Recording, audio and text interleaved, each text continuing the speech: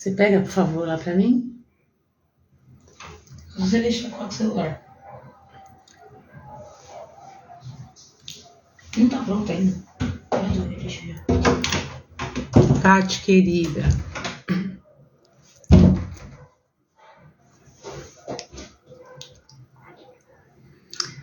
Vamos lá. Hoje a nossa live até num horário especial, com a doutora Renata Canguçu, oncologista. Deixa eu ver se ela já está por aqui.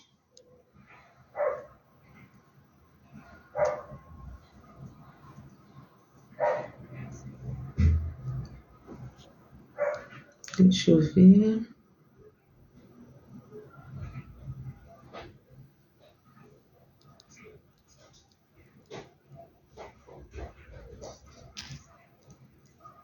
Ainda não.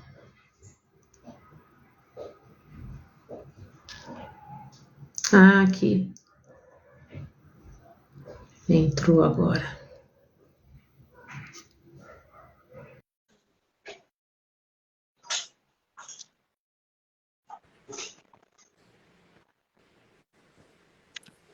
Isso. Entrou. Olá. Boa noite, doutora Renata. Tudo bem? Tudo bem? Tudo bem, graças a Deus, tudo bem. Tudo caminhando. Que bom. Encerrei meu tratamento já, meu tratamento todo não, né? As químios. Que maravilha! Excelente notícia, Flávia. Que bom, comemorações, né? Muitas. Vou começar a medicação aí esse sábado agora. Que ótimo. Niraparib. Ótimo. Vai ser bem mais tranquila. Essa etapa é muito mais tranquila. Muito. A parte mais difícil já foi. É isso mesmo. Tomar. Então, deixa eu te apresentar. Ou é melhor você mesmo se apresentar? Bom, a doutora Renata é uma médica oncologista e eu já passei em consulta com ela, extremamente competente. Daí o meu convite, né? Para poder esclarecer um pouco. Então, antes de eu iniciar, eu queria que a senhora se apresentasse também. Você se apresentasse aí. Eu vou ficar nessa confusão de senhora e de você. Eu já ia começar falando. Eu disse, senhora, não, pelo amor de Deus, vamos deixar no você mesmo, Flávia. Então, pronto, mais fácil para mim mesmo. Mais fácil. Vamos simplificar, pode me chamar de você. Então, eu sou oncologista, né? Eu fiz a minha especialização em oncologia clínica, mas desde que eu terminei a minha residência, eu faço apenas tratamento de tumores femininos, mama e tumor ginecológico. Então, venho ao longo dos últimos 15 anos tratando isso, cuidando de mulheres, na verdade, né? E há um tempo atrás, há uns 5, 6 anos atrás, eu resolvi fazer uma outra especialização, que foi um fellowship em oncologia integrativa, com o intuito de poder oferecer mais qualidade de vida para as minhas pacientes, já que a gente passou com a evolução, né, da oncologia a curar muito mais mulheres, né, muito mais pacientes oncológicas. Então, esse olhar, essa preocupação para a qualidade de vida passou a ser algo cada vez mais importante. E com o intuito de oferecer essa qualidade de vida para as minhas pacientes, eu fui então buscar fazer essa outra especialização, o que eu acho que me agregou bastante, né? Algo que me traz um grande prazer de poder oferecer para as minhas pacientes. Que bom. Minha cachorra. Ai, meu filho. Meu filho trazendo meu chazinho, tá vendo que bom? Vamos lá. Então, para explicar o motivo, né, que eu escolhi fazer essa live com você. Obviamente que o motivo maior foi a minha história, né? O que eu passei e a grande dificuldade que eu tive do diagnóstico. Mas eu sei que o tipo de câncer que eu tenho, né, que é o câncer ovário, é um câncer de difícil diagnóstico. Porém, o nível de absurdo que eu passei, de orientações, de pessoas me dando orientações, possíveis diagnósticos errados, por exemplo, na minha busca de eu sabendo que tinha alguma coisa ruim acontecendo, né, comigo, eu não estava bem. Num momento eu já tinha ido em vários médicos, várias especialidades, eu fui numa endócrino. Essa endócrino, quando eu cheguei nela e comecei a falar tudo que eu estava sentindo, ela me deu um antidepressivo antes de pedir um exame. Sem nenhum exame, né? Ela me deu um antidepressivo.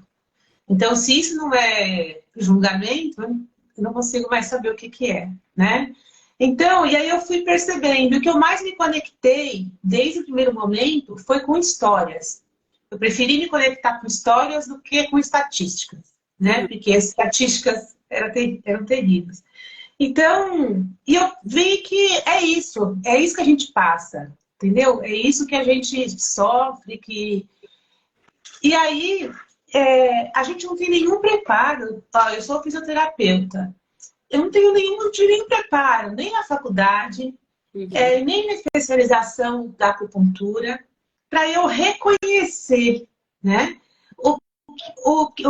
Algo que eu pudesse falar, olha, isso aqui é estranho, isso aqui você pode... Eu sei mandar uma paciente para um endócrino, eu sei mandar uma paciente para o neurologista, eu sei mandar uma paciente para o ortopedista, mas eu não sei mandar uma paciente para oncologia, quer dizer, não sei se eu mandaria para oncologia.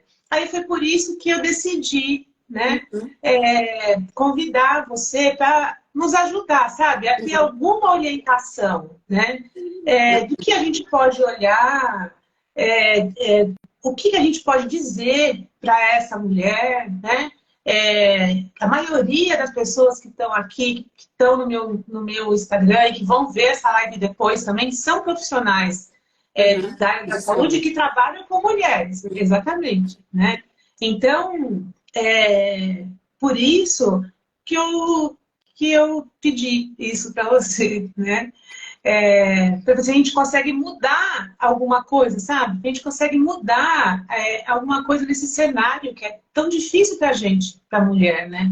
Verdade. Eu queria começar agradecendo, Flávia, o convite, né? Um prazer. Eu espero poder ajudar os profissionais de saúde que, né, estão aí. E não só os profissionais de saúde, mas pessoas da população em geral, né? Que possam estar alertas, na verdade, para os possíveis sinais e sintomas.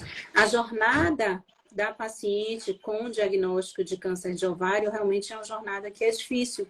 Ela costuma ter uma sequência de passar por diversos profissionais antes de se ter o diagnóstico. Isso é muito clássico, porque, na verdade, é um tumor que tem sintomas muito inespecíficos. Isso ao longo do mês de maio agora, né, que foi o mês que a gente fala a respeito da importância do câncer de ovário. Eu cheguei a postar a respeito disso, da falsidade de sintomas relacionados aos tumores de ovário. Então, são sintomas inespecíficos.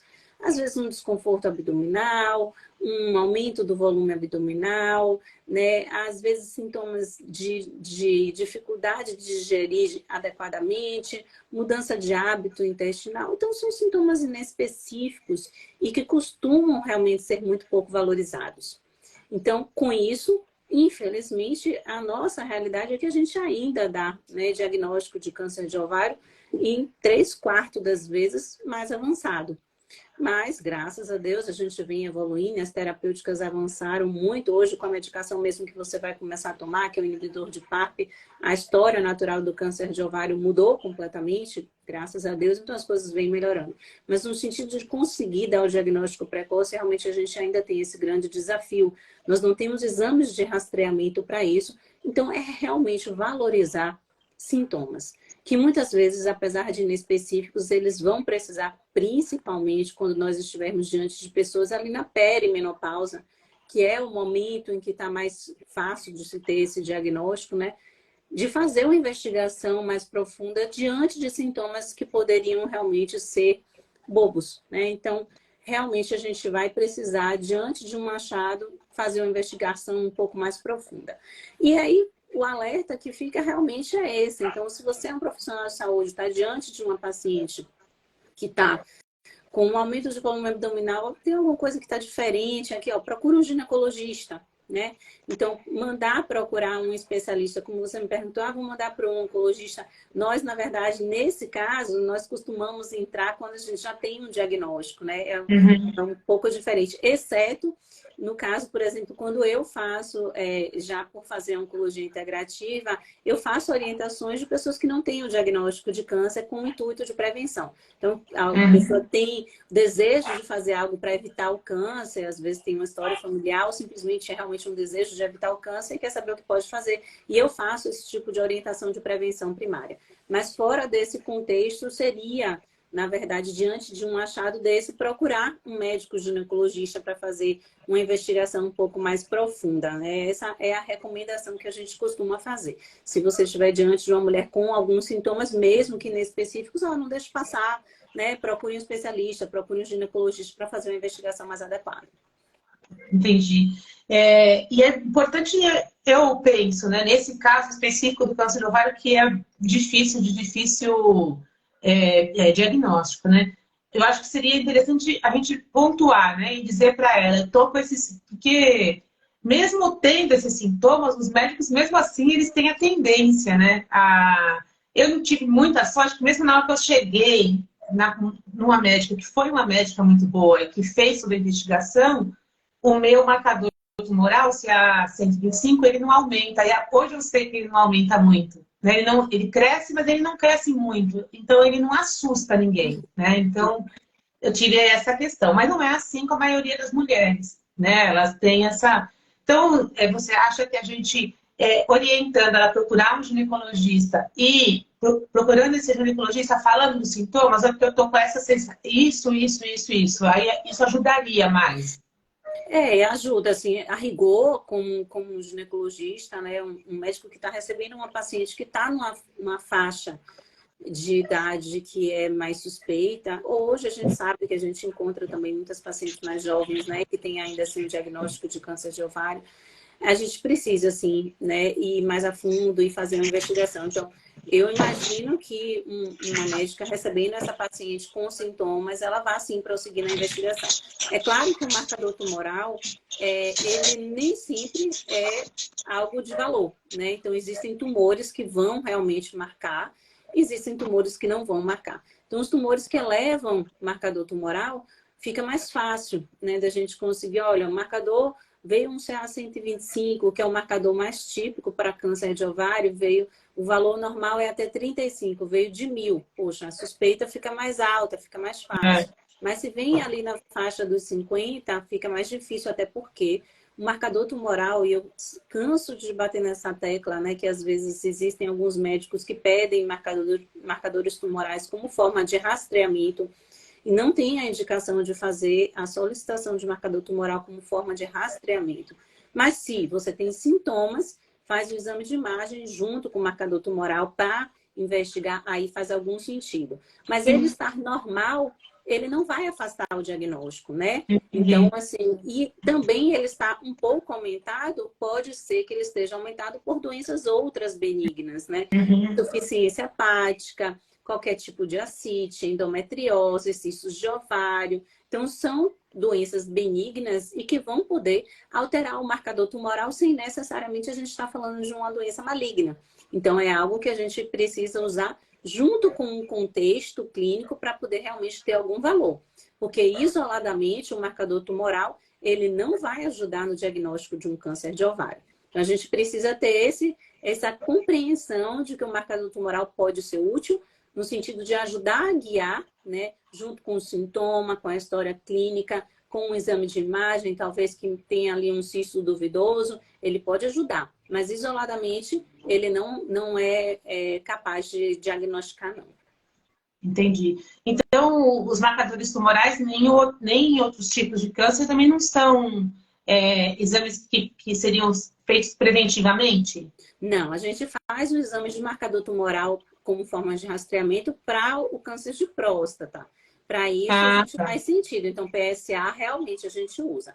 Os outros marcadores tumorais, isso é muito comum a gente receber, às vezes, uma lista. Marcadores que eu, oncologista, não uso na minha prática para absolutamente nada, mas que está lá na lista de exames pedidos de prevenção. Sem paciente ter tido nenhum diagnóstico de malignidade, isso não tem valor. Então, a gente não pede. O exame de marcador tumoral, ele é útil para acompanhar o tratamento. Então, digamos que se o seu tumor de ovário, você me disse que o seu não marcava tanto, mas se ele fosse, estivesse lá no começo, 1.000, o valor. E a gente começou um tratamento, aí a gente vai monitorando esse valor para poder ver, olha, ele está caindo, então a chance de estar tendo uma resposta é razoável. Então, ele pode servir de parâmetro para avaliar a resposta a um tratamento que está sendo feito, mas não para dar um diagnóstico. Então, como forma de diagnóstico isolado, não como forma de prevenção, a gente usa de marcador tumoral o PSA. Os outros realmente é para acompanhar pacientes que tenham realmente diagnóstico de câncer e estão fazendo um tratamento e a gente vai monitorar a resposta. Ontem eu tive uma das perguntas que me fizeram, que eu coloquei uma caixinha perguntando para elas o que elas queriam que eu te perguntasse, né? E uma delas, ela perguntou se não podia fazer um PET scan de rotina, sabe? E eu não gosto desse exame de jeito nenhum, né? Então eu imagino que não, mas me responda, por favor. É comum esse desejo, porque o PET scan é como se fosse assim, principalmente quando foi lançado, olha, é um exame que é capaz de ver qualquer tipo de tumor no corpo inteiro e tal, mas assim, ele tem um valor, mas para situações muito específicas. Então, assim, já peguei pacientes com desejo de fazer PET scan sem ter o diagnóstico de câncer, isso a gente não recomenda. Ou muitas vezes para pacientes que têm tumores iniciais, e que estão, né, com um tumor muito inicial, onde a chance de dar metástase de ir para outros órgãos é mínima, irrisória. Logo, a gente não faz esse acompanhamento com PET scan. Então, a gente pode fazer acompanhamento. E também depende do tipo de tumor, porque nem todo tumor vai captar aquela glicose, porque o PET scan, para quem não sabe, é um exame que faz uma fusão, né, da imagem de tomografia com uma imagem dinâmica, onde faz a captação com o uso de um contraste que é a base de glicose. Então, as células tumorais, elas são ávidas por esse contraste e acaba tendo, você faz uma fusão desses dois momentos e vai, então, ter uma suspeita de disseminação para outros órgãos, de uma doença maligna para outros órgãos. Mas ele tem indicações precisas, porque nem todo tumor vai ter essa avidez. Então, existem tumores onde realmente o papel do PET scan não é tão claro. O tumor de ovário é um tumor que, assim, existem algumas situações onde a gente pode fazer PET scan para ovário, sim. Mas não é uma das doenças mais clássicas que vão realmente ser um exame muito útil. Diferente de um tumor de pulmão, onde o tumor de pulmão é realmente praxe você fazer o estadiamento com o uso do PET scan. É diferente. Mama, existem algumas situações onde a gente pode fazer, se você tem uma doença mais avançada, se você tem uma doença já metastática, e aí você vai, de repente, ver se tem só em qual outro órgão está acometido, aí você pode fazer o uso do PET scan. Existem doenças específicas e momentos da doença específico. Então, a gente precisa entender qual o contexto para realmente saber se o exame vai ser útil ou não. Porque é um exame que, apesar de ter uma sugestão de malignidade, mas também pode ter captação desse contraste glicosado por doenças benignas. Hoje, por exemplo, no nosso meio, onde a gente convive com muitas pessoas que têm tuberculose e outras doenças inflamatórias, elas podem captar e podem confundir. Então, a gente precisa entender qual é, né, a indicação, qual é o tipo de tumor que vai ser usado, qual é o momento do tumor onde tem realmente valor fazer o uso e entender que ele pode, muitas vezes, simplesmente nortear a indicação de uma biópsia, né? Então, pode ser que, de repente, ele captar ali e vai só nortear, ó, captou, mas eu continuo na dúvida, então vamos biopsiar e definir. O que define, de fato, na maioria das vezes, é realmente a realização de uma biópsia. É um exame muito válido, mas, como eu te disse, existem situações de doença e momento da doença adequados para ter um valor. Dentro do... o mais comum em mulheres são os câncer tipo femininos mesmo, assim, de mama ou do sistema reprodutor, ou tem outros tipos de câncer que são mais comuns em mulheres? Mama, claro, é realmente o primeiro, é o mais comum. Colo uterino depende um pouco da região do país, ainda é muito comum também, né? Mas existem também, além desses tumores mais comuns, existe o tumor de pulmão e gastrointestinal. Então, assim, são dois tumores que ainda também são muito frequentes na mulher, então a gente precisa estar alerta a esse tipo de tumor, que podem também acometer as mulheres frequentemente. Então, é importante lembrar que todo mundo acima de 45 anos precisa fazer uma colonoscopia. É um exame que consegue, né, dar um diagnóstico mesmo antes da malignidade. Então, através da colonoscopia, a gente consegue fazer ressecção de pólipos que podem ter ali um tumor muito inicial e evitar a evolução desse tumor para algo maligno. Então, é um exame esplêndido, onde nos permite realmente fazer a prevenção primária, né? E a gente tem a necessidade de fazer um exame que o preparo é chato, sim, mas tem um poder, né, que é indispensável e a gente não pode abrir mão, que é a oportunidade realmente de dar o diagnóstico precoce, sem muitas vezes até ter necessidade de fazer uma cirurgia. Então, simplesmente tratar através da própria colonoscopia. Isso é possível desde quando a gente faça o exame de forma regular. Entendi. E essa regularidade é anual? Seria? Depende. Não necessariamente. Então, depende do achado da colonoscopia. Porque se faz uma colonoscopia que não tenha nenhum achado de pólipo, a gente pode ter um intervalo grande, de mais de 5 anos, entre uma colonoscopia e outra. Agora, se tem achados de pólipos ou algum outro achado, aí vai depender do que foi encontrado nessa colonoscopia para se fazer a recomendação. E também depende da história familiar, né? A história familiar, quando a gente fala de câncer, eu gosto sempre de lembrar que, apesar de ter historicamente um vínculo muito próximo de câncer e hereditariedade, a hereditariedade é responsável apenas por 5 a 10% dos casos. Os outros 95% são espontâneos, né? Herdados ao longo da vida, enfim. E existem situações específicas onde a história familiar pode ser mais marcante, a gente pode ter a necessidade de antecipar a recomendação do início dessa colonoscopia para uma idade mais cedo, assim como também a idade de realizar a primeira mamografia pode ser antecipada a depender da história familiar. E quais os sintomas, no geral, assim, doutora Renata, que a gente poderia perceber, não só para a questão do câncer de ovário? Então, o câncer de mama, no geral, ele não tem sintoma, né? É o achado dela mesma. O câncer né? de mama, na verdade, a maioria das vezes é um achado de um exame de rastreio, né? Então, por isso a mamografia é importante ser feita, porque na maioria das vezes é encontrado um nódulo nesse achado de mamografia. Mas quando ele aparece sintoma, existem algumas situações onde entre uma mamografia e outra pode ser notado um nódulo. Então, por isso, é importante a mulher também conhecer seu próprio corpo, porque entre uma mamografia e outra, como a mamografia é feita anualmente, nesse período pode acontecer algo. Então, se a mulher conhece seu próprio corpo, está acostumada a se tocar, conhece sua própria mama, se apareceu algo de diferente, ela vai ser capaz de identificar, nossa, isso aqui não estava no mês passado. Não é que ela vá saber que aquilo dali é algo suspeito ou não, mas o que vai fazer? Vou marcar um mastologista. Seria só para novembro, mas eu notei isso agora, eu vou antecipar minha ida ao mastologista. E aí, então, ele vai fazer a investigação. Na maioria das vezes, o achado é benigno, mas a gente precisa de ter esse alerta. Então, se algo aconteceu entre um exame físico, um autoexame e outro, precisa procurar um mastologista para fazer a investigação. E aí, o que é que pode ser encontrado nesse caso? Um caroço mesmo na mama, ou alteração da cor da pele da mama, que pode estar mais avermelhada.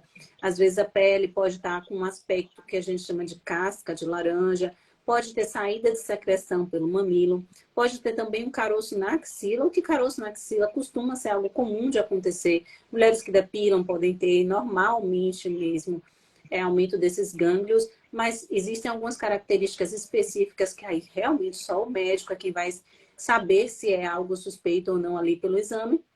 Mas diante desses achados, deve então se marcar uma consulta com o mastologista para fazer uma investigação de forma mais adequada e afastar então qualquer possibilidade de algo maligno. Então existem alguns sintomas que podem acontecer. É silencioso, mas ainda tem mais alertas de sinais do que o tumor de ovário, né? Porque o de ovário é um tumor mais silencioso e de sintomas que são menos específicos. No caso do câncer de colo uterino, o que pode acontecer de sintomas, é importante também a gente estar atento, é sangramentos fora da normalidade, dor durante o ato sexual, né? Isso é importante lembrar que não é normal, então pode procurar um ginecologista, porque ter dor durante o ato sexual não é considerado normal, precisa de investigação. Tanto pode ser uma doença benigna como endometriose, mas também pode ser uma doença maligna e precisa de investigação.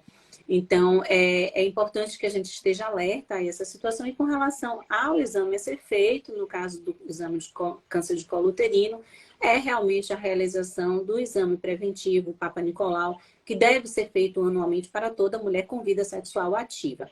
E isso também, assim como na colonoscopia, é um exame que a gente consegue diagnosticar e tratar doenças benignas e pré-malignas, muitas vezes evitando a evolução para uma malignidade de fato. Tem alguma relação com alguma secreção vaginal, assim, tipo um corrimento, que pode ter uma relação? Corrimento vaginal pode acontecer, corrimento vaginal também durante a manifestação do câncer de colo uterino, é uma das coisas que também pode acontecer.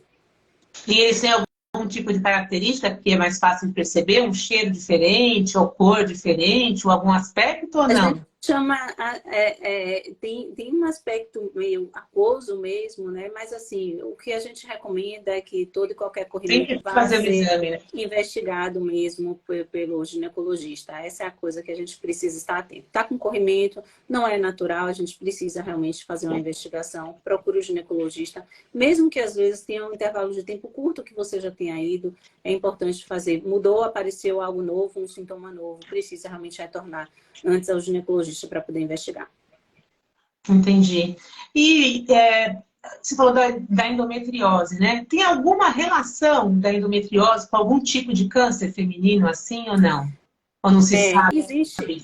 Existe uma relação, né, com um tipo de câncer de ovário, mas assim, é algo que é muito raro de acontecer, né? Entendi. Mas existe. Eu já tive uns 3 pacientes, pelo menos, que tinham uma história e que vieram realmente. Não é o tumor endometrioide, que a gente costuma associar mais claramente ao nome, né, endometriose com o tumor endometrioide, mas é o tumor de células claras. Eu já tive alguns pacientes que tiveram o diagnóstico de um tumor de células claras de ovário e que tinham diagnóstico de endometriose. Isso pode acontecer, é algo raríssimo, mas que a gente também está atento a essa possibilidade.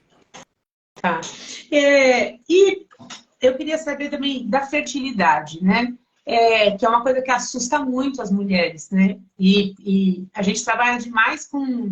A medicina chinesa atua muito no estímulo à fertilidade, sabe? Junto com os tratamentos de reprodução assistida também. E toda a quimioterapia, eu queria que você falasse um pouco sobre isso. As quimioterapias, elas são sempre danosas à fertilidade? Se é definitivo, se não é? Mesmo no caso do câncer de ovário, você sempre vai perder os 2 ovários, se algumas vezes é só um. Se você pudesse fazer um rápido sobre isso. Sobre fertilidade, né? É bacana a gente falar sobre isso, porque assim, como eu falei que durante muito tempo a gente esteve muito focado na cura, né? Então, assim, por que a mulher ia pensar em ter filhos, né? A gente está querendo só que ela sobreviva.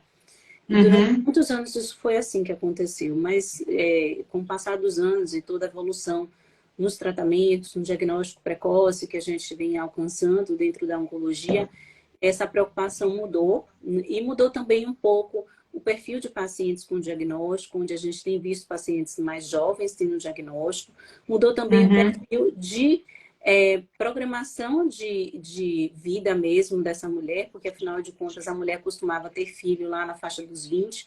Hoje em dia, quando se tem, né, muitas vezes se deixa certamente para depois dos 30, e aí nessa faixa etária muitas vezes ela tem sido então acometida por tumores e a gente passa a ter essa preocupação.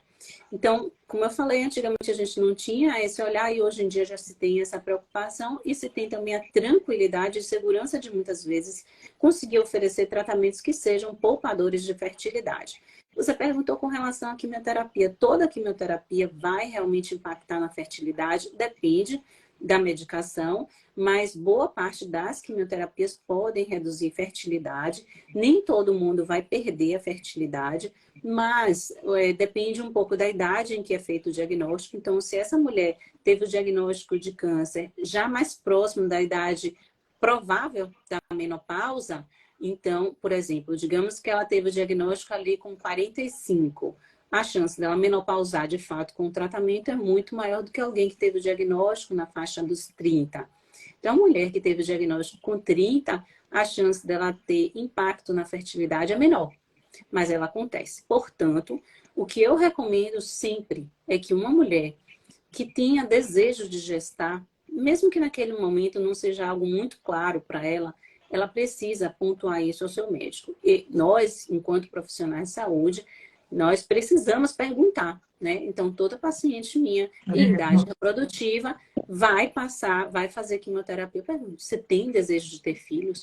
Mesmo que muitas vezes aquele desejo não esteja ali manifestado naquele momento. Por quê?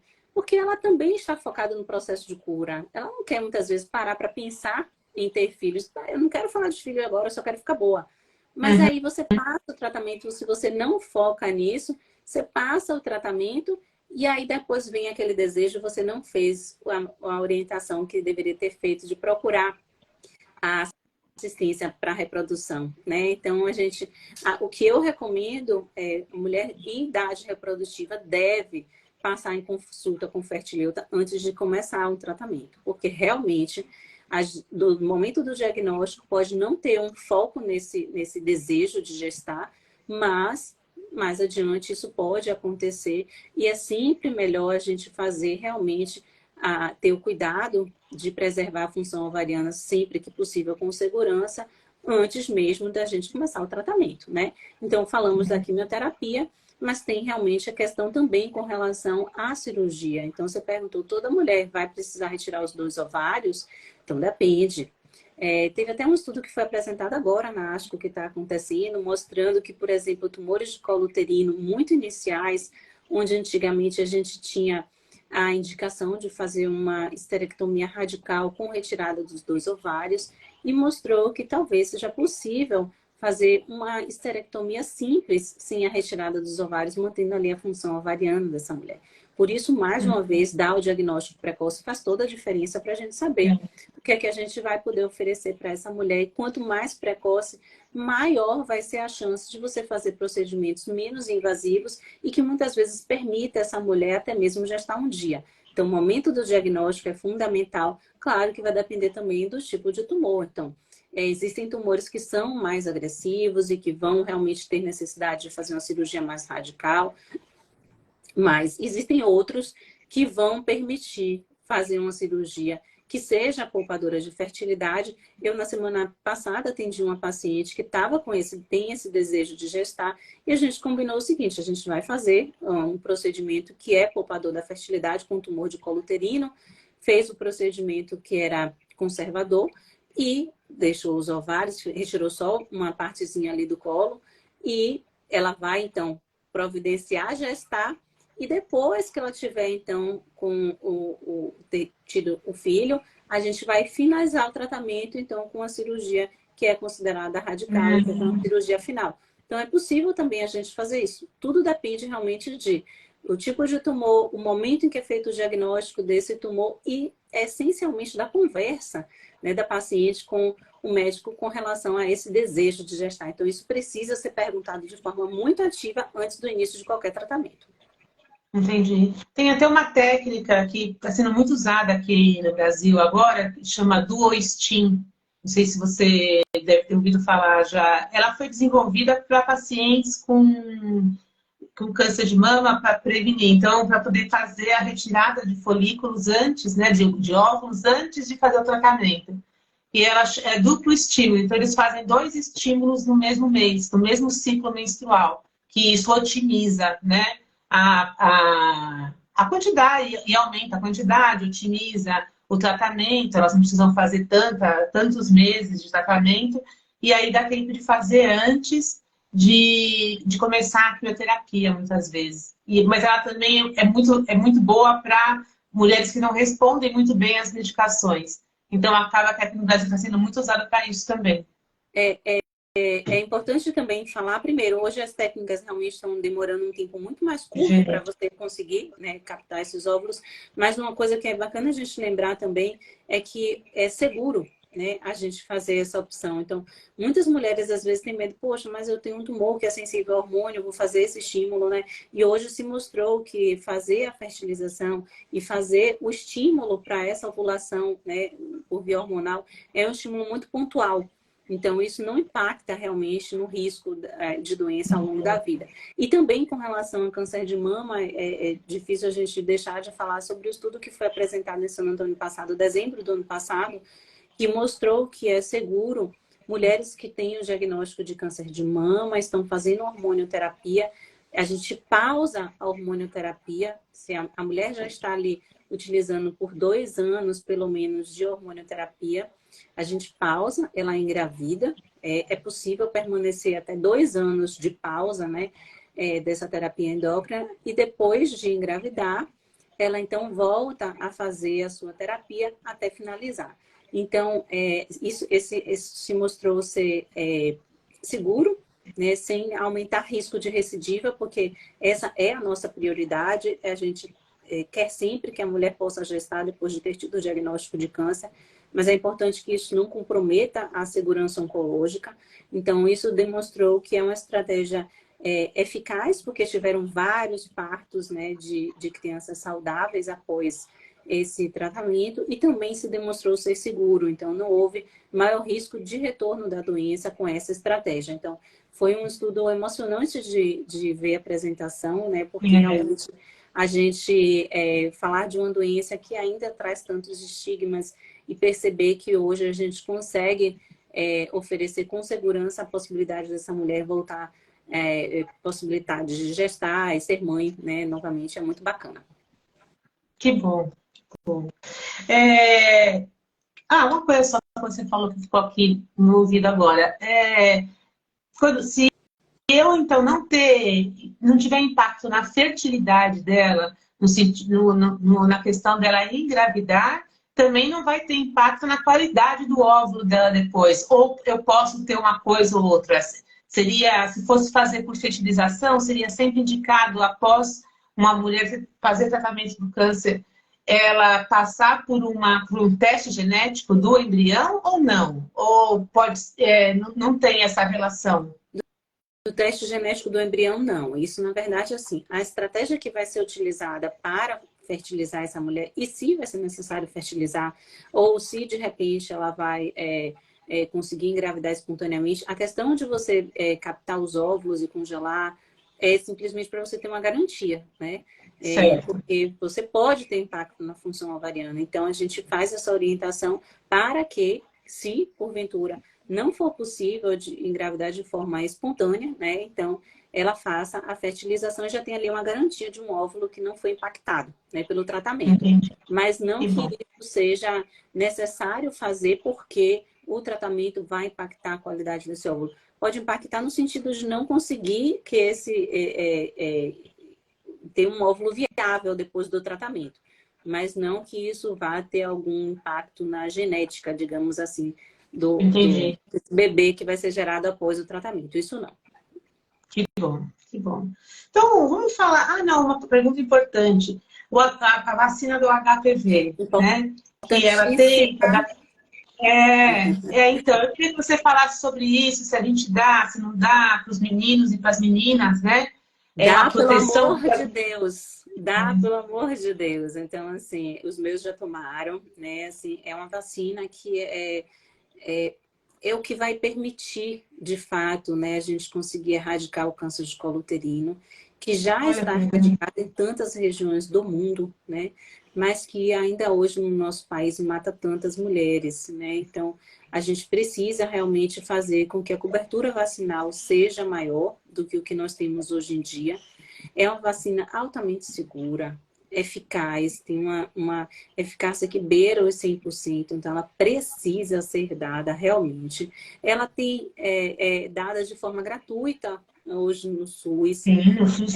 Aqui em Salvador a gente tem fácil no posto de saúde. Eu fui no posto com os meninos e dei de uma maneira muito fácil, rápida, tranquila. Sobra nos postos de saúde aqui em Salvador. Porque as pessoas não dão direito, né? Exatamente, porque não dão. E interessante, assim, eu acho que a gente precisa, na verdade, de uma iniciativa no sentido de trazer essa vacinação de volta para a escola. Porque em 2014, quando essa vacina foi autorizada para o SUS, foi inserida no contexto do SUS, ela foi dada dentro da escola e a cobertura vacinal era altíssima. Depois que se retirou da escola, os pais deixam de levar os filhos, né? Existe um receio de que isso possa incentivar o início de vida sexual das crianças. Não tem relação nenhuma, mas existe isso. Então, a gente precisa realmente estar atento de que se a gente tiver o desejo de um dia conseguir erradicar uma doença como o câncer de colo uterino, a gente precisa realmente vacinar as nossas crianças. Então, só reforçando o papel de crianças, meninos e meninas, entre 9 e 14 anos, têm a vacinação de forma gratuita no SUS. Existe também a possibilidade de pessoas que tiveram um diagnóstico de câncer ou que convivem com AIDS, ou que são transplantados, pacientes imunossupressos, né, de maneira geral, elas também podem ter a ampliação para até 45 anos, né, sendo coberto pelo SUS. Então, é importante a gente lembrar dessa outra população que também tem o benefício de receber a vacinação de forma gratuita. Mas, vale lembrar que além dessa população que recebe de forma gratuita, poxa, mas eu tenho um filho de 16 e que não tomou vacina. Vai no privado e dê a vacina, porque não é que ela não funciona, é porque quanto antes, melhor, porque vai ter menos riscos de já ter tido alguma exposição ao vírus. Então, você vai ter uma resposta imunológica melhor, mas ainda assim é válido. Então, adultos até 45 anos não tomou, vá lá e tome, né, de forma privada, se tiver condições, é claro, porque não é uma vacina barata. Mas se tiver condições de tomar de forma particular, é válido. Então, pode sim tomar. Lembrando que a etiologia do câncer de colo de útero, então, é o HPV? Mais de 90%, não é o único, mas mais de 90%. E o HPV ele não está relacionado apenas ao câncer de colo uterino. É realmente, né, marcante a relação com o câncer de colo uterino, mas existe também a relação com câncer de orofaringe, vulva, pênis, ânus. Então, tudo isso tem relação com o vírus HPV. Então, não é apenas a questão com o câncer de colo uterino, é claro que é o mais importante, mas existe também a relação com esses outros tipos de tumores e é claro que várias outras doenças benignas, sexualmente transmissíveis, que também vão estar relacionadas. Então, sim, vacine as crianças, meninos e meninas, não deixe de vacinar, porque é assim que a gente vai conseguir um dia. Nós tínhamos a meta, a Organização Mundial de Saúde colocou a meta de extinção do câncer de colo uterino até 2030. Com a pandemia isso já não vai ser possível, né? Mas que a gente consiga pelo menos um pouco mais adiante erradicar essa doença que ainda mata tantas mulheres no nosso país, né?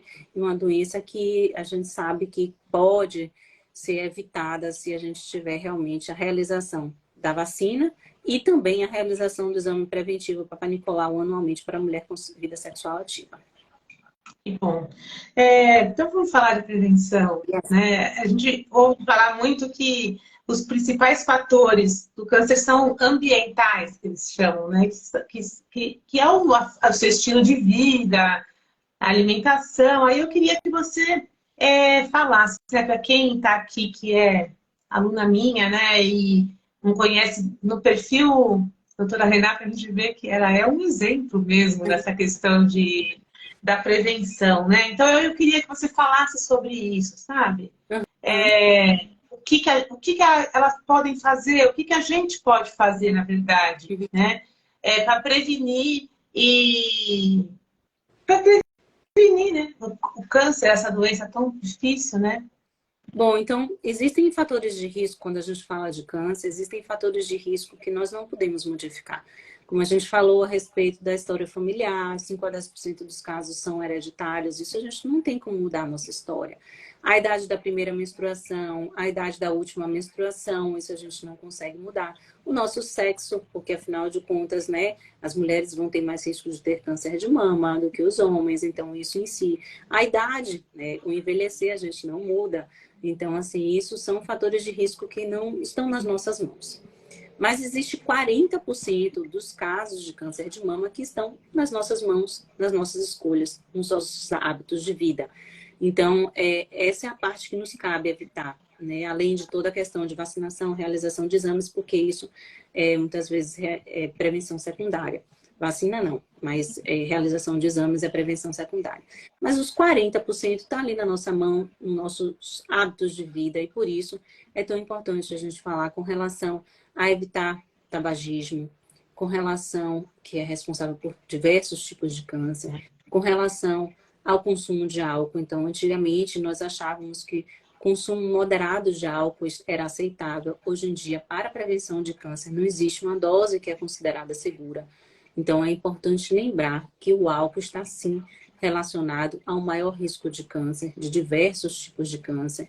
Isso não tem relação com o tipo de bebida alcoólica, mas tem uma relação, sim, com a quantidade também. Então, quanto maior, né, a quantidade de álcool que é consumida, maior é o risco, mas não existe uma dose segura. Então, é importante lembrar que, para fins de prevenção, o ideal é evitar realmente o consumo do álcool, tá?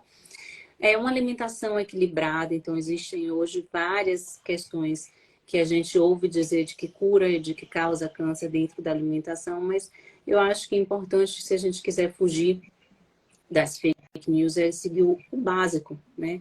Uma alimentação rica em frutas, verduras e legumes, uma alimentação mais pobre em embutidos e ultraprocessados. Então, aquele velho lema, né, do desembale menos, descasque mais, porque isso realmente é uma alimentação que a gente sabe o básico, né? Não precisa a gente criar dieta cetogênica que vai curar câncer, dieta não.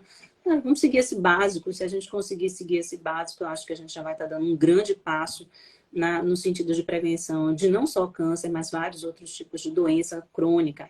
E aí, nesse sentido, também a gente vem para a importância da prática de atividade física, que eu não posso deixar de falar, porque é um grande remédio que está nas nossas mãos e que a gente abre mão muitas vezes, né, sem ter. Acho que muito vem, claro que não é fácil, né, principalmente para quem tem o diagnóstico de câncer, quem está tratando, quem está com fadiga, está com vários efeitos colaterais ali, você se movimentar não é fácil. Mas, apesar de ser desafiador, quando eu acho que uma das coisas que eu acho mais importante enquanto profissional de saúde, é a gente trazer dados, é mostrar evidência. Bom, se você se exercitar, você vai ter menos riscos de voltar à doença. Gente, todo mundo tem medo da doença voltar. Se você puder fazer algo para evitar, você não vai fazer? Vai. O que você pode fazer? Se exercitar e ter um estilo de vida mais saudável, você vai abrir mão disso? Não, não dá. Não dá para abrir mão, é remédio. Então, é remédio para tantas coisas. Eu, quando dou uma aula falando de atividade física e câncer, eu boto até a imagem de um frasco, assim, que é um remédio que cura tudo. Assim, gente, é atividade física, é isso aí, sabe? Cura tudo. É bom para prevenção de diabetes, de hipertensão, de osteoartrose, é bom para toda a nossa saúde mental, ansiedade, transtornos do sono, enfim, são tantos benefícios, muitas vezes coisas que a gente consegue fazer sem nem ter um gasto, né? Porque pode simplesmente só caminhar, tá tudo bem, tá valendo. Tantas modalidades diferentes que a gente pode escolher para fazer, porque hoje existem diversas opções. Então, para quem tem acesso um pouco mais, a gente tem condições de fazer diversas escolhas, né? O que não dá realmente é para ficar sedentário, para fazer essa escolha de estar sedentário, porque isso realmente você está abrindo mão de prevenir diversas doenças, e dentre elas várias doenças como o câncer. Isso eu estou falando da prevenção primária, mas também vale para quem já teve o diagnóstico de câncer, que aí, nesse sentido, durante o tratamento, quem está fisicamente ativo vai ter muito menos efeitos colaterais. E além absurdamente diferente. É absurdamente diferente. Então, assim, a pessoa vai se sentir muito mais disposta. Parece um contrassenso, porque, na verdade, historicamente, a gente dizia isso. Tá fazendo quimioterapia, é melhor descansar, né? Se poupe.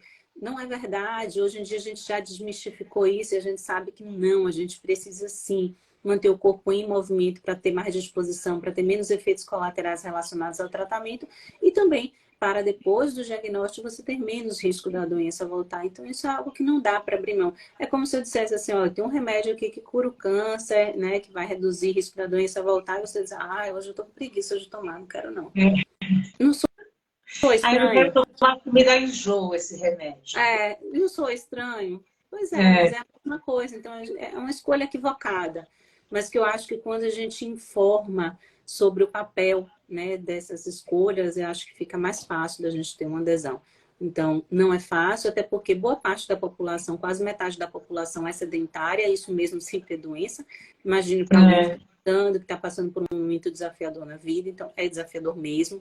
Mas a gente precisa estar ali reforçando, e isso eu acho que vale para nós, enquanto profissionais de saúde, estarmos disseminando essa informação, estarmos incentivando as pessoas que estão passando por nós ali a terem escolhas de vida cada vez mais saudáveis, porque assim, eu acho que é a forma que a gente vai ter de conseguir reduzir essas estatísticas, né? Reduzir realmente a incidência de câncer na nossa população. Essa eu acho que é a forma com que a gente pode fazer. Então, estilo de vida saudável, fazer uso fazer os exames de rastreamento, fazer vacinas, né, que são necessárias, fazer os exames de rastreamento para se dar o diagnóstico precoce, porque dessa maneira a gente consegue realmente permitir a possibilidade de cura. Então, quando o câncer é diagnosticado precocemente, a gente sabe que as chances de cura passam dos 95%. Então, o momento do diagnóstico vai fazer toda a diferença. Então, esse eu acho que é o caminho, né, para que a gente consiga aí fazer escolhas mais saudáveis. É isso. Quero agradecer muito, viu? A sua boa vontade, né? A sua abertura para estar aqui conversando com a gente, trazer... É muito valioso, né? Eu não sei como você vê isso, mas para quem é profissional e não tem esse tipo de conhecimento, até para dar uma orientação, e para a gente, quanto ser humano, né? Quanto pessoa, somos todos, antes de qualquer coisa, é muito importante. A gente pode, todos nós podemos, né, incentivar alguém a ter uma escolha mais saudável, mesmo sem ser profissional de saúde, pegar um familiar pelo braço, vamos lá fazer uma caminhada, vamos lá fazer algo juntos e tal. Então, esse incentivo para escolher ser saudável, eu acho que mesmo quem não é profissional de saúde pode, né, pegar alguém para poder incentivar a mudar. Não é fácil, mas a cada pessoa que você consegue realmente incentivar e consegue mudar o estilo de vida, você tem um retorno que é muito gratificante. Isso eu acho que é inestimável, né? É você conseguir esse retorno de uma pessoa que seja que você... Eu já tive alguns, eu tive a felicidade de ter esse retorno de algumas pessoas, né? Vários pacientes, amigos, enfim, que eu consegui dar uma incentivada e fazer mudar e trazer com isso uma outra qualidade de vida para essa pessoa. Isso é inestimável. É isso. Muito obrigada, viu? Eu queria avisar que a live fica gravada no meu perfil, no meu feed ali. E é isso. Meu coração está feliz, viu? Obrigada, Flávia. Eu que agradeço o convite. Obrigada a todos que passaram por aqui, que puderam, né? E se puderem levar adiante a informação, né? De a gente ter cada vez mais escolhas de um estilo de vida saudável para que a gente leve saúde sempre, evitando a doença. Vacina, exames de prevenção são essenciais para o diagnóstico precoce. Um beijo a todos. É isso. Uma coisa importante. Diga. Aonde que você atende? Na Rede D'Or, Salvador, não é isso? Isso. Eu atendo na Rede D'Or, em Salvador, né? Na minha link da bio tem meu contato, meu celular, tem o contato da marcação. Atendo também teleconsulta, então atendo hoje pessoas, inclusive fora do país. É assim que me atendeu, exatamente assim que eu tive o prazer de atender você. E posso atender pessoas também por teleconsulta, que eu acho que é algo que vai ficar após pandemia, né? Porque afinal de contas a gente tem a opção, né, de conseguir ajudar à distância também. Exatamente. Gratidão, querida, viu? Um beijo, obrigada. Boa noite. Boa noite.